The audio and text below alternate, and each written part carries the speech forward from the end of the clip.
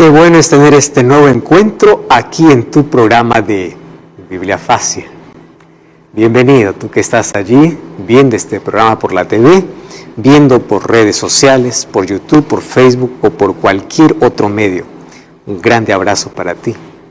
Estamos tan felices de que juntos podamos estar descubriendo en esta temporada sobre quién es el Espíritu Santo y cuál es su obra que hace en nuestra vida. Entonces, nuestro cariño, una vez más, a ti que estás allí del otro lado, participando de este programa. En esta temporada tenemos por lo menos aquí 6 invitados con el cual estamos compartiendo estos mensajes, más también te tenemos a ti. Por eso nos alegra cada vez saludarte y orar por ti y pedir que el Espíritu Santo pueda seguir trabajando en tu vida como lo ha estado haciendo hasta hoy. Bienvenido una vez más. Y aquí quiero presentarte un regalo hecho con mucho cariño para ti. Se trata de este curso bíblico donde vas a comprender mucho mejor la obra del Espíritu Santo. Tú puedes solicitarlo a través de nuestro WhatsApp más 5512 9810 1460 o puedes también ingresar a nuestra página web estudielabiblia.com. ¿Listos entonces para un estudio más? En esta temporada que estamos hablando sobre la obra del Espíritu Santo, sobre la acción del Espíritu Santo y descubriendo poco a poco quién es el Espíritu Santo. Nuestro tema de hoy es un tema importantísimo. Hoy hablaremos acerca de el Espíritu Santo y la lluvia temprana. ¿Recuerdan ustedes que uno de los símbolos que nosotros ya estudiamos aquí, del Espíritu, era la lluvia? Y lluvia en 2 momentos específicos, tomando las actividades agrícolas que tenía el pueblo de Israel. La lluvia temprana para hacer germinar la semilla y la lluvia tardía para hacer terminar de madurar aquella semilla que fue plantada y creció, más ahora para que pueda estar lista para la cosecha. Ese será nuestro tema de hoy y vamos a ver si esto ya se cumplió o cómo se puede cumplir. Y antes de abrir la Biblia, como siempre, pedimos la dirección de Dios. Vamos a orar. Gracias, Señor, te damos por tu palabra. Gracias por tu Santo Espíritu que trabaja en nuestra vida. Gracias porque hoy tenemos la oportunidad de abrir tu palabra con la seguridad de que tu Santo Espíritu está con nosotros. Te pedimos que nos limpies, que nos regeneres, que nos transformes, que nos santifiques. Te pedimos que puedas quitar de nuestro corazón toda mancha y que hoy nada puede impedir para que podamos escuchar claramente tu voz. Que tu palabra pueda ser colocada en nuestro corazón. Te pedimos en el nombre de Jesús. Amén. El Espíritu Santo y la lluvia temprana. Hoy quiero comenzar leyendo un texto extraordinario que llama mucho mi atención y la razón por la cual el Espíritu Santo es considerado como lluvia y por qué Dios, o porque allí Cristo específicamente, le dice a sus discípulos: no salgan de Jerusalén hasta que haya venido sobre vosotros el Espíritu Santo. Cuando Jesús escogió a sus discípulos, por medio de los cuales Él iba a fundar la iglesia cristiana, presten atención a esto. No los buscó en las venerables escuelas de los rabinos. Pues aquí a los discípulos, ¿no? Pescadores. El único que tenía una capacidad extraordinaria, hablando de un ser brillante e intelectual, renombrado por su educación entre los discípulos, era Judas. El único. Los otros 11 no tenían la educación de los rabinos, no tenían la fama de los otros. O sea, si Jesús tuviese que hoy escoger a 12 de sus discípulos, hubiese repetido la historia. No hubiese llamado gente brillante, ni gente famosa. Hubiese elegido a aquellos que nadie les daría importancia. ¿Por qué razón? Aquí les explico. Él no buscó en las venerables escuelas de rabinos ni en el círculo exclusivo del Sanedrín. No mandó por ellos a Grecia, el centro de la filosofía y la cultura. Tampoco fue a Roma, que era el centro del genio legislativo y de las proezas militares.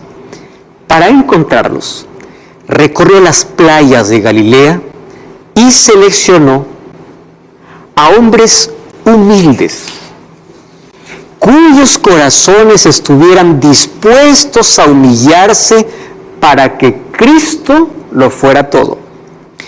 Hombres por medio de quienes el Espíritu Santo pueda obrar sin ser impedido por la sofistería humana o espíritu de superioridad. Entiende la razón por la cual Dios escogió a 12 hombres, pescadores, incultos, porque ellos no tenían nada de qué orgullecerse. Absolutamente nada. ¿Y qué cosa está buscando Dios? Gente humilde. El problema es que nosotros hemos aprendido a catalogar o a mezclar humildad con condición social. Yo soy humilde porque vivo en una casa humilde y porque soy humilde porque no tengo dinero. Pobreza no es sinónimo de humildad. Hay gente tan pobre y tan arrogante como hay gente tan rica y tan humilde.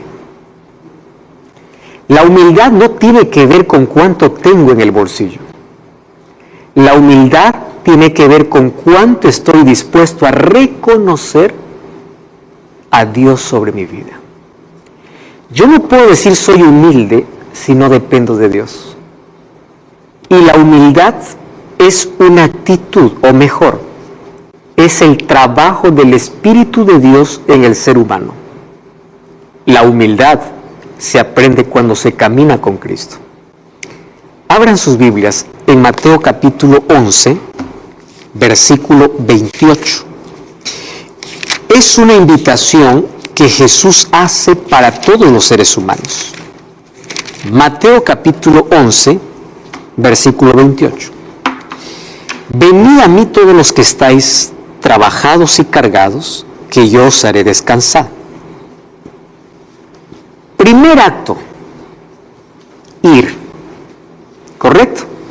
No te está pidiendo dejar, simplemente ir. ¿Cómo? Con tus cargas. O sea, no intentes presentarte delante de Dios sin cargas, sin problemas. No, anda como estás. Número 2, versículo 11-29. Llevad mi yugo sobre vosotros. Ahora, uno ya va cargado y encima va a tener un yugo. Está difícil, ¿no? Las cargas ya pesan. Ahora el yugo. ¿Qué dice el versículo 29? Y aprended de mí que soy manso y humilde de corazón, y haréis descanso para vuestras almas. Y Jesús repite, porque mi yugo es fácil y ligera mi carga. ¿Qué está diciendo aquí Jesús? 3 conceptos importantes. ¿Qué necesitas para ir a Jesús? Nada, simplemente ir. No necesitas dejar, abandonar, no, anda así, cargado, cansado, agobiado, agitado, así, anda. Número 2, acepta que cuando llegas a Jesús hay un yugo. ¿Qué es un yugo? Un yugo es un instrumento de madera, un pedazo de madera, diseñado para poder sujetar para que 2 toros caminen juntos. Aquellos que han visto cómo el campesino ara la tierra con bueyes o con 2 toros, allí se van a dar cuenta que el instrumento más importante para arar es el yugo.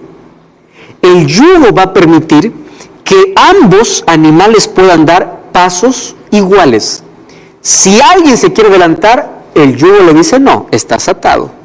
Si alguien se quiere atrasar, el yugo le hace recordar, vamos más rápido. Yugo es para caminar juntos.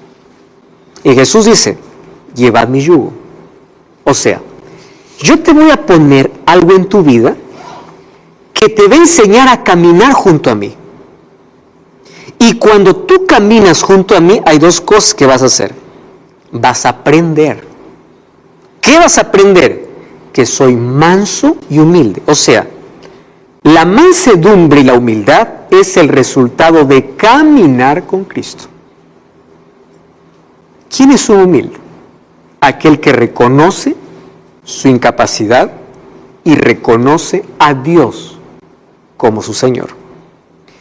Por eso es que Dios no buscó a gente educada y brillante, no porque los despreció, sino porque hay la tendencia que cuanto más títulos tengas, tú digas, yo soy doctor, yo soy PhD, yo tengo 3 profesiones, yo hice esto.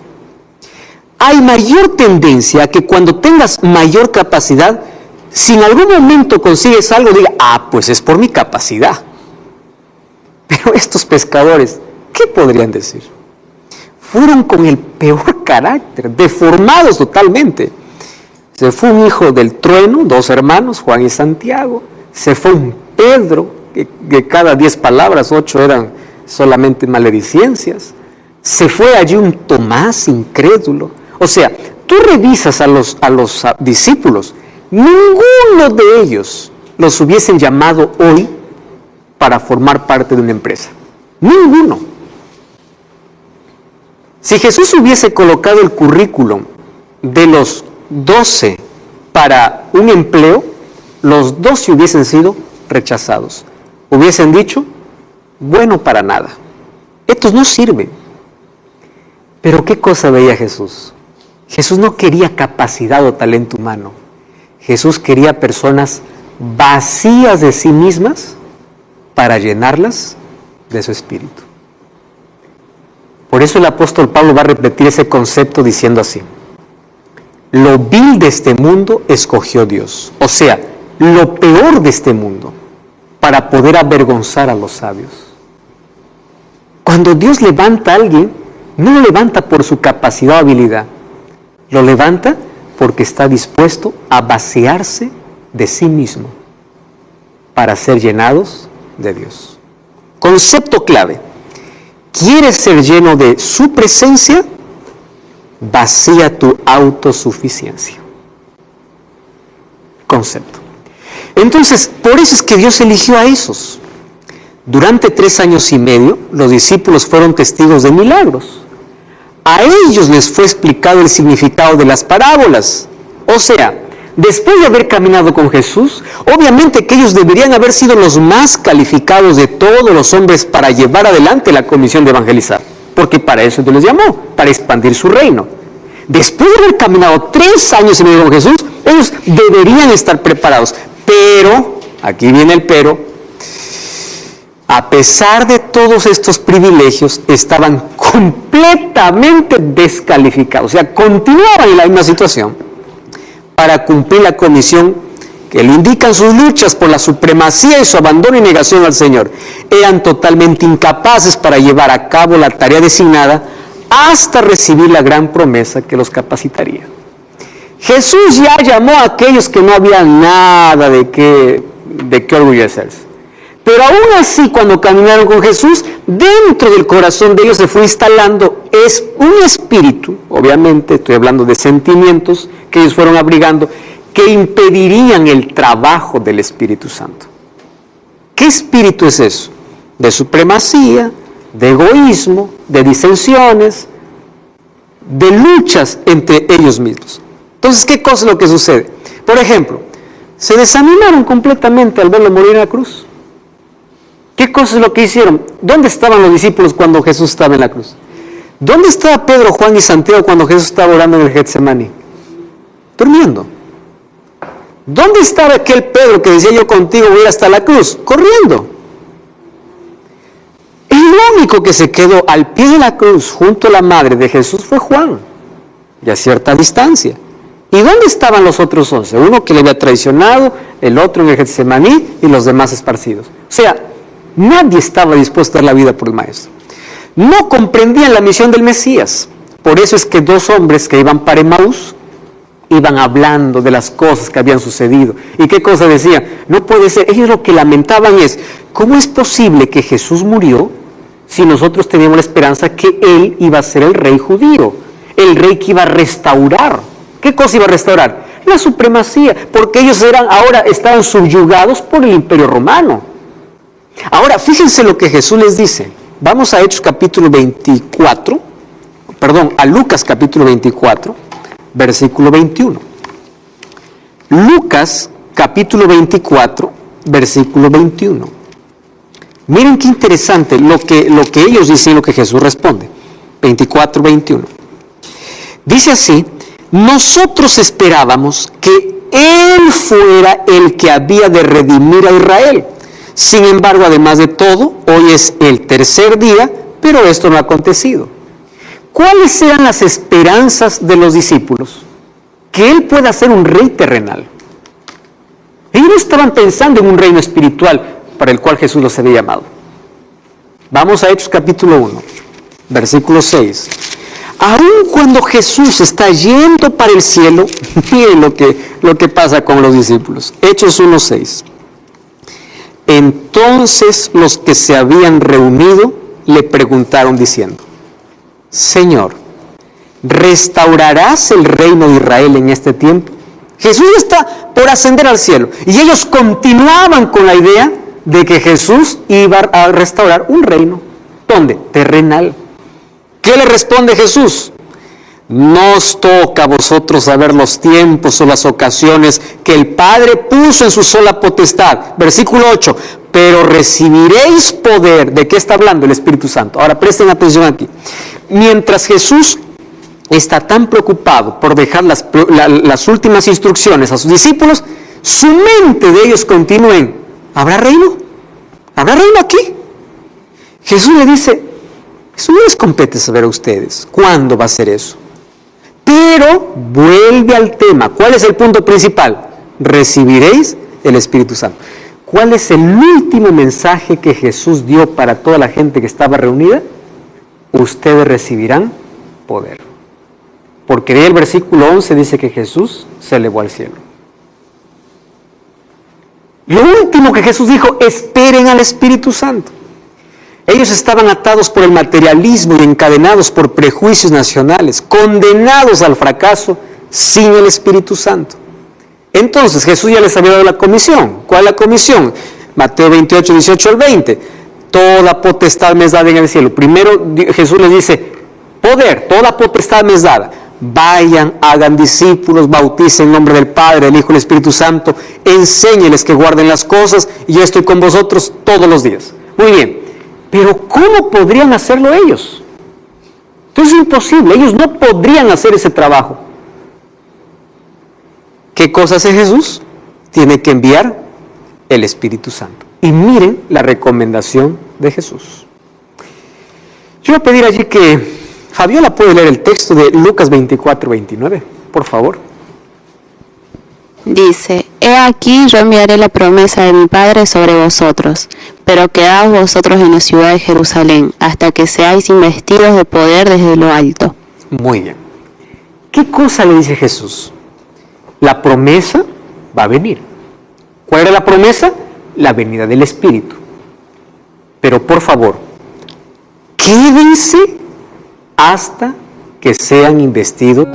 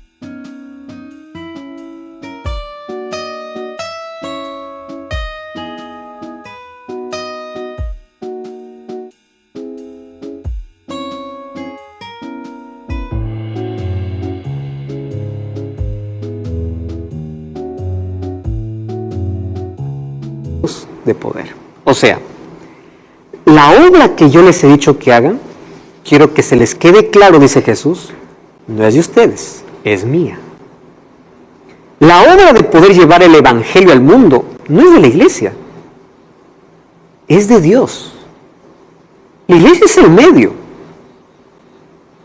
pero es Dios quien va a terminar su obra. Usando seres humanos, claro, por eso es que un cristiano nace en el reino de los cielos como un misionero. ¿En qué sentido? Ya nace con una misión que cumplir, pero no es el dueño de la misión. El dueño es Dios. Por eso dice, no se atrevan a cumplir esta misión sin primero tener poder. No salgan. La comisión está ahí, espere. ¿Dónde van a esperar? En Jerusalén. Señor, ¿no es mejor otro lugar? No. ¿Por qué Jerusalén no sería un lugar ideal? En Jerusalén ya mataron a Jesús. En Jerusalén ellos tienen burla, en Jerusalén ellos tienen crítica, en Jerusalén ellos fueron humillados. En Jerusalén, Señor, aquí nos vamos a quedar. Esperen, no salgan. O sea, ni un paso sin el Espíritu.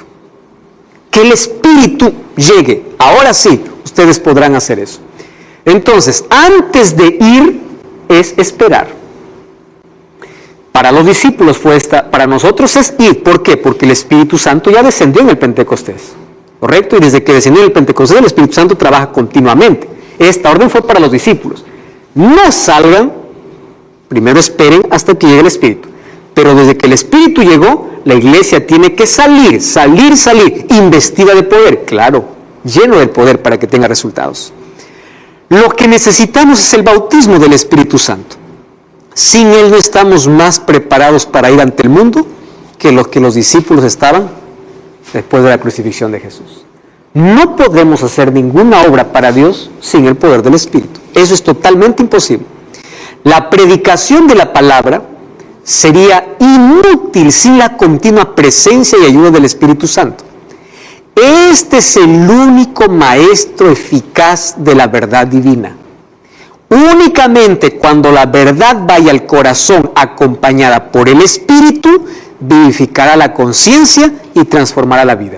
Presten atención aquí a algunas palabras. Únicamente cuando la verdad vaya al corazón acompañada por el Espíritu va a dar vida. Nosotros podemos tener las mejores palabras, los mejores argumentos, los mejores conceptos, el mejor conocimiento, preparados en las mejores universidades, pero nunca nuestras palabras darán vida a menos que no vayan acompañadas ¿de qué? Del Espíritu. Por eso es que el Pentecostés era necesario. Y aquí viene un concepto interesante. Dios primero prepara a su pueblo para luego darles una misión. Miren, acá hay lecciones que aprender muy importantes. Dios quería libertar a su pueblo, Israel. ¿Cuántos años estaba como esclavo en Egipto? 430 años. ¿Acaso no había prisa para libertarlos? Sí. Pero antes de libertarlos, Dios prepara a quién los va a libertar. ¿Quién fue? Moisés. ¿Por qué Dios no lo levantó cuando estaba en Egipto? Porque probablemente, si es que Moisés hubiese levantado cuando todavía estaba en Egipto, Moisés hubiese confiado más en la educación que hubiese recibido los egipcios, porque él fue educado en las escuelas de Egipto, más que en el poder de Dios. Por eso es que primero Moisés fue llevado ¿a dónde? Al desierto. ¿Por cuántos años? 40 años. En el desierto se sentía tan insuficiente que incluso le dijo a Dios, Señor, ya no sé ni hablar. Claro, si él no se comunicaba con nadie, solo se comunicaba con las ovejas. Ya me olvidé de todo, ya no sé nada. Ahora, ¿cómo voy a ir? Tranquilo, yo soy el que te mando. Yo no necesito tu gran capacidad, tu brillantez, no. Solo necesito que me obedezcas y tenga la seguridad que yo voy contigo. Dios lo preparó. Entonces Dios primero nos quiere preparar para la misión. Y la preparación hoy es primero tienes que ser bautizados por el Espíritu Santo, que es diferente al bautismo del agua, como vamos a ver ya en los próximos capítulos. A David Dios lo preparó, él fue ungido por Samuel, pero después de su ungimiento no fue inmediatamente rey. Él pasó perseguido por 5 desiertos antes de llegar al palacio. Preparación. Dios preparó a Pablo.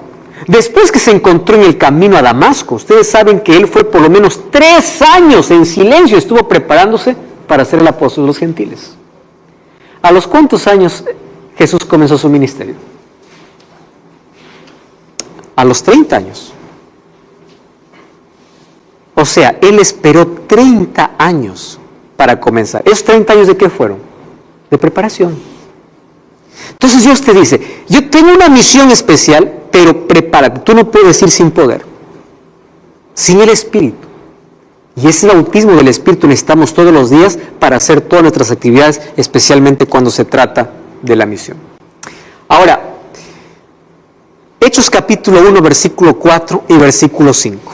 Dice así, y estando juntos, les mandó otra vez. ¿Recuerdan que en Lucas qué cosa les dijo? No salgan. El texto que leyó ahí Fabiola. Pero aquí en Hechos, ¿qué cosa dice? Les mandó que no se fueran de Jerusalén, sino que esperasen la promesa del Padre, lo cual les dijo, oísteis de mí. Porque Juan ciertamente bautizó con agua, mas vosotros seréis bautizados con el Espíritu Santo dentro de no muchos días. Por favor, no salgan. Quédense aquí, esperen aquí. Ustedes serán bautizados con el Espíritu Santo. ¿Qué sucede cuando nosotros no somos bautizados con el Espíritu Santo? Podemos tener las mejores herramientas de la vida sin resultado. Hechos 1:8. Pero recibiréis poder cuando haya venido sobre vosotros el Espíritu Santo, y me seréis testigos en Jerusalén, en toda Judea, en Samaria y hasta el último de la tierra. La misión envolvía todo el planeta, pero eso no se podría hacer con talento humano. El libro de Mateo capítulo 24 dice que antes de la venida de Jesús, la última señal no será terremotos, otra pandemia, no. Claro que antes de la venida de Jesús habrá 7 plagas, habrá persecución, habrá todo eso, lo sabemos. Pero la última señal para que se cierre la gracia y Cristo vuelva es la predicación del Evangelio. ¿Y cómo vamos a predicar el Evangelio para todo el mundo? Por eso hoy necesitamos poder. Y si hoy el Evangelio está llegando a través de estos medios de comunicación a tu vida, hoy se está cumpliendo que el Evangelio está siendo predicado. Y el Espíritu Santo colocará esta verdad delante de tus ojos, pero no te obligará a aceptarla. Cada uno es libre de aceptar o rechazar. Solo que cada vez que rechazas un mensaje, no lo haces contra un líder, contra un pastor o contra una iglesia. Lo haces contra el Espíritu Santo, porque Él es el encargado de convencer a la humanidad de pecado. No cambies el canal, estamos de regreso. Esto es Biblia Fácil.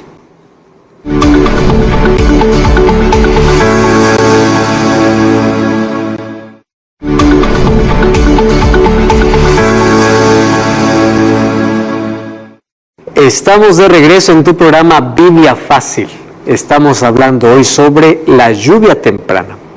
¿Cuál fue la razón por la cual Dios tuvo que mandar su Espíritu Santo para el comienzo de la gran comisión o de la predicación del Evangelio? Y ya vimos nosotros el primer bloque de este programa, que era necesario porque ninguno de ellos estaba capacitado para poder ejercer una obra tan grande. Además, la obra de predicar el Evangelio no era humana, era divino-humana. El ser humano solo coopera con Dios, pero el dueño de la misión es Dios. Entonces ahí es que ocurre el Pentecostés. Muy bien, el Pentecostés en la Biblia lo entendemos como el cumplimiento de 2 cosas. Número 1, el Pentecostés nos señala que Jesús llegó al cielo, su sacrificio fue aceptado y se sentó a la diestra de Dios Padre. Recordemos que Jesús también es Dios. Pero, allí viene el asunto interesante, en la Biblia muestra eso con una palabra, glorificación. ¿Qué cosa es glorificación? el momento que Jesús entra al cielo con la victoria ganada de la tierra, el apagado, la condenación de toda la humanidad, en el cielo hay una adoración muy especial que lo encontramos en el libro de Apocalipsis capítulo 4 y capítulo 5. Dice que todos los cielos, 4 seres vivientes, 24 ancianos, todos allí se congregan para poder glorificar al Hijo. Vamos a abrir el libro de Apocalipsis capítulo 4. Miren cómo ocurre este momento de glorificación. Apocalipsis capítulo 4. Después de esto miré, y aquí había una puerta abierta en el cielo. La primera voz que oí era como de una trompeta que hablaba conmigo. Dijo: sube, te mostraré las cosas que sucederán. Al instante estaba yo en el Espíritu y vi un trono establecido en el cielo y en el trono uno sentado. Versículo 4. Alrededor había 24 tronos, vi 24 ancianos vestidos de ropas blancas con coronas de oro. Ahí estaba, mire versículo 5. Del trono salían relámpagos, truenos y voces, y delante del trono ardían 7 lámparas de fuego, que son los 7 espíritus de Dios. ¿Qué son los 7 espíritus de Dios? Los 7 espíritus de Dios es la referencia al Espíritu Santo. ¿Y por qué 7? 7 en la Biblia representa perfección y plenitud. O sea, el Espíritu Santo en este momento, ¿dónde estaba? En el cielo, de manera plena. 7. Ahora, y bueno, ahí viene el asunto de adoración. Versículo 8. 4 seres vivientes cantaban alrededor: Santo, Santo, eres Dios poderoso, el que es y el que ha de venir. Versículo 11. Miren cómo se adora aquí ahora a Cristo. Digno eres de recibir la gloria, la honra y el poder. ¿A quién están hablando? ¿A quién están dando la bienvenida aquí? A Cristo. ¿Por qué? Porque tú creaste todas las cosas y por tu voluntad existen y fueron creadas. ¿Recuerdan que ya hablamos de Jesús, que está en la creación igual que el Espíritu Santo? Entonces, ese momento de adoración es: digno es de recibir la adoración, le están dando la bienvenida al cielo. Tú eres digno porque por ti fueron creadas todas las cosas. Vamos al capítulo 5, versículo 9. Nuevamente, y cantaban un cántico nuevo diciendo: digno eres de tomar el libro y de abrir sus sellos, porque tú fuiste inmolado y con tu sangre nos has redimido para Dios de todo.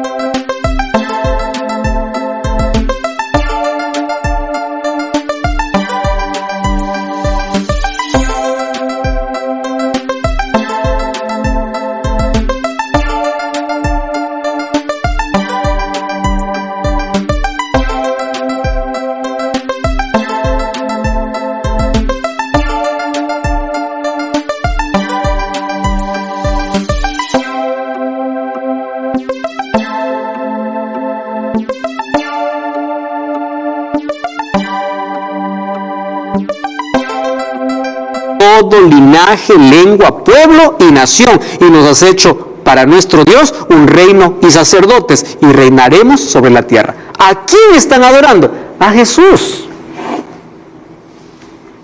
Digno eres de recibir toda la gloria porque tú creaste y digno eres porque tú te inmolaste. Ese es el momento ¿de qué? De la glorificación. ¿Quieren ver ustedes una profecía en el Antiguo Testamento donde se hablaba del momento cuando Jesús ingresaría después de su resurrección al cielo? Salmos capítulo 24. Miren qué precioso. Salmos 23 habla Jehová es mi pastor. Y cuando dice Jehová mi pastor está haciendo referencia a Jesús. Porque en el libro de Juan capítulo 10 dice yo soy el buen pastor. ¿Correcto? Y en Salmos encontramos muchas profecías mesiánicas haciendo referencia a Cristo específicamente. Vamos entonces a Salmos capítulo 24 y miren lo que sucede allí.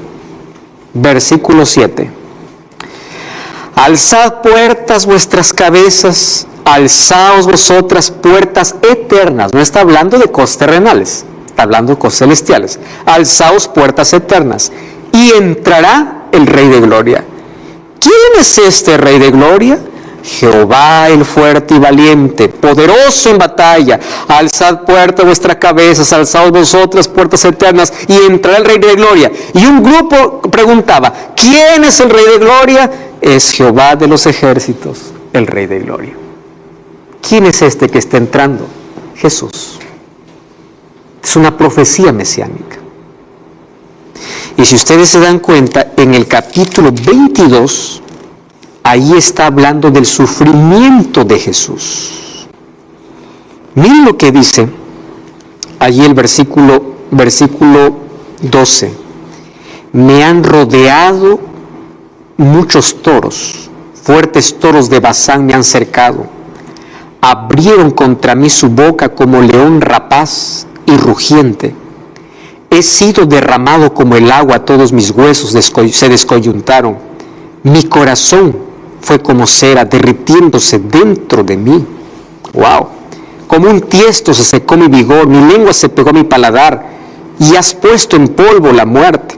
Ahora, fíjense, versículo 16. Perros me han rodeado, me han cercado una banda de malignos, desgarraron mis manos y mis pies. ¿De quién está hablando aquí? Jesús. Miren el versículo 17. Contar todos mis huesos puedo. Entre tanto ellos me miran y me observan. Repartieron sobre sí mis vestidos y sobre mi ropa echaron suertes. ¿Con quién pasó esto? Con Cristo.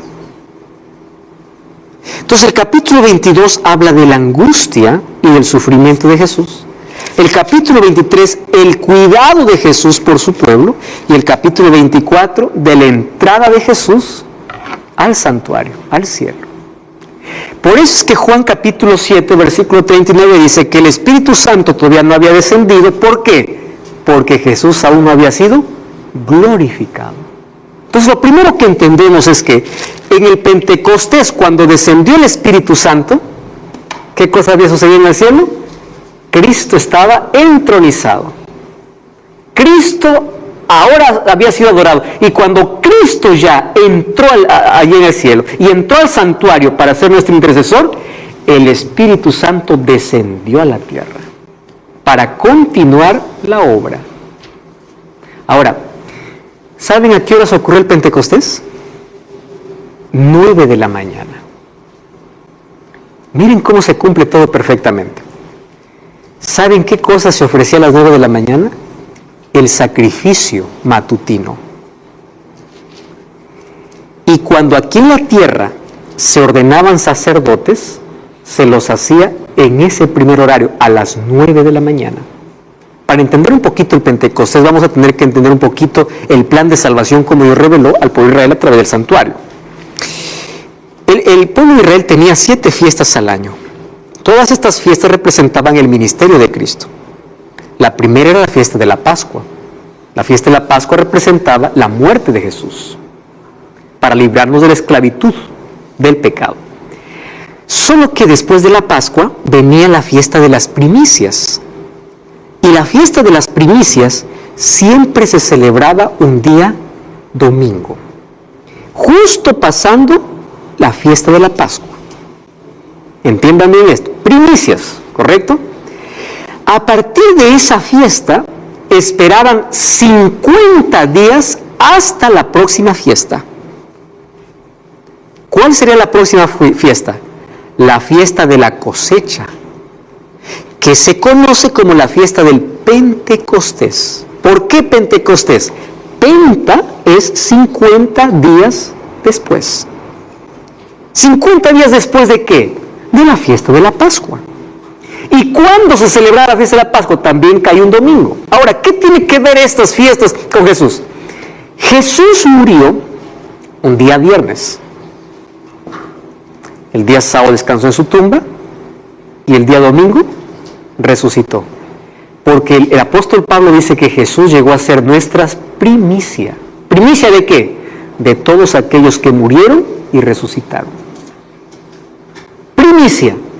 Pero después de 50 días venía la fiesta de la Pascua. Y esa fiesta de la Pascua, ¿qué cosa representaría? El inicio del sacerdocio de Jesús en el cielo. Por eso es que el Pentecostés cayó un día domingo a las 9 de la mañana. Recuerden que nosotros ya leímos un texto que el profeta Joel dice: yo os daré la lluvia temprana y la lluvia tardía. Entonces, cuando el Espíritu Santo descendió en toda su plenitud a las 9 de la mañana para poder comenzar ese trabajo con la iglesia de predicación del Evangelio y preparar al pueblo que iba a recibir a Jesús cuando vuelva por segunda vez. Es el trabajo del Espíritu. Entonces, a partir del Pentecostés comienza una obra de convencer de pecado, como ya vimos en la lección anterior. Convence de pecado, santifica, o sea, prepara a las personas para el momento de la cosecha final. ¿Cuál es la cosecha final? Cuando Jesús regrese. ¿Y por qué se llama cosecha? Porque el trigo se va y la cizaña se separa. Buenos y malos, ovejas y cabritos, trigo y cizaña. Por eso se llama cosecha. Muy bien, eso sucedió en el Pentecostés. A partir de allí el Espíritu Santo dirige a la iglesia. Eso veremos en el próximo programa. El Espíritu Santo escoge, envía, da poder, define asuntos, prohíbe, acompaña. O sea, Él es quien ahora está en total plenitud sobre la tierra a partir del Pentecostés. Ahora, uno puede decir, pero el Pentecostés, ellos cuando recibieron el Espíritu Santo hablaron lenguas, ¿no? Porque esa fue la manifestación. Muy bien. ¿Por qué hablaron lenguas ellos? Para comenzar, ¿qué significa hablar lenguas? ¿Hablar cosas que uno no entiende? No. Lenguas, en el griego, es glosa, que significa idioma. ¿Y por qué? Abran sus Biblias y de ahí respondo una pregunta que tiene Laura. Hechos capítulo 2. Vamos a ver por qué ellos hablaron lengua. Hechos capítulo 2, versículo 4. Miren, cómo ocurrió el bautismo del Espíritu Santo. Cómo ocurrió la lluvia temprana. Todos fueron llenos del Espíritu Santo y comenzaron a hablar en otras lenguas. Para comenzar, no dice lenguas extrañas. ¿Qué cosa dice? Otras lenguas. Pero, ojo con un detalle. Según el Espíritu les daba, que hablaran. O sea, cada uno hablaba una lengua diferente. ¿Y por qué? ¿Qué significa eso? Versículo 7. Estaban todos atónitos y admirados diciendo: ¿no son galileos estos que hablan? ¿Cómo lo oímos hablar en nuestra lengua materna, en la lengua que hemos nacido? O sea, lo que ellos hablaban no eran cosas que nadie entendía, eran idiomas que la gente entendía. ¿Cómo siendo un ignorante está hablando mi idioma? Es lo que están diciendo. Ellos se quedan admirados. ¿Por qué? Porque no están escuchando cualquier cosa que balbucean. Ellos están escuchando que ellos hablan su propio idioma. ¿Y por qué el Espíritu Santo les dio el don de hablar lenguas? Para que a partir de allí el Evangelio pueda alcanzar a todo el mundo. ¿Quiénes estaban allí? Miren el versículo 14, el versículo 19. Partos, medos, elamitas, Mesopotamia, Judea, Capadocia, Ponto, Asia, Frigia, Panfilia, Egipto, África, y los romanos, todos, cretenses y árabes, oímos hablar, ¿qué cosa dice? En nuestras lenguas. ¿Qué significa el don de lenguas? Hablar un idioma que la gente entiende. No es estar hablando cualquier cosa que nadie entiende. ¿Y por qué Dios dio el don de lenguas? Porque cuando el Espíritu Santo descendió en la lluvia temprana, el objetivo ¿cuál era? Predicar el Evangelio para todo el mundo. Y esa gente que escuchó ese mensaje, llevó ese Evangelio ¿a dónde? A su ciudad. Eso es el don de lenguas. Pero de esto vamos a hablar en otro programa porque hay una falsificación de don de lenguas que vamos a entrar en otro programa. Laura, ¿tenías una pregunta ahí? Sí, era en relación al Pentecostés, el Espíritu Santo y la misión de Jesús en el cielo. Uh-huh. No sé si yo me equivoco, pero creo que yo quería estar más claro en lo que mencionó, que decía que cuando el Pentecostés descendió sobre el pueblo, el Señor Jesús asumió su misión también en el cielo. Exactamente, su ministerio sacerdotal. Su ministerio sacerdotal. Pero cuando, por ejemplo, Esteban muere, sabemos muy bien que ahí el Señor comienza a interceder por el pueblo a partir de la muerte de Esteban en adelante. ¿O estoy equivocada? Yo quería tener un poco A ver, no entendí muy bien tu pregunta.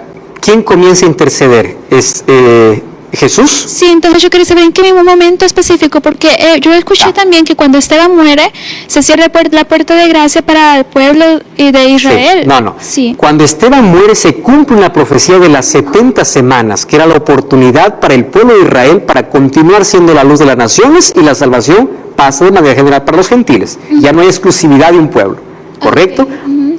Muy bien. Pero cuando Esteban muere, él dice, yo veo el cielo abierto. ¿Y Esteban cuándo muere? Esteban muere después del Pentecostés. Sí.